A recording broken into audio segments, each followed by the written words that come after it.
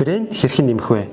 За брэнд нэмж байгаа гол давуу тал нь гэх юм бол таны бараа бүтээгдэхүүн чинь аль бүтээгдэхүүн брендийн буюу аль байгууллага их вэ гэдгийг тодорхойлж байгаа. Магадгүй та аль биесний дистрибьютор ихтэй импортлогч бараа бүтээгдэхүүн оруулж ирж байгаа бол энэ брендийнхаа гэдгийг та тодтогч өгнө гэсэн үг.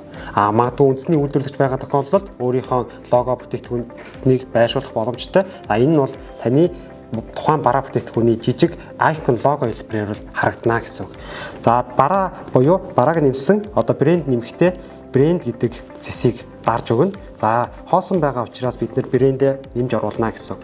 Брэнд нэмэх хэсгээр дарангууд та брэндийнхаа нэрийг оруулна. Магадгүй бид нэр Adidas-ийн аль биесний дистрибьютор хэрэгтэй гэж үзье тийм ээ. Харин лого хэсгээр бол та өөрийнхөө одоо логог буюу тухайн байгууллагын логог хуулж оруулснаар таны бүтээгдэхүүн буюу брэнд маань амжилттай хадгалагдах нэ.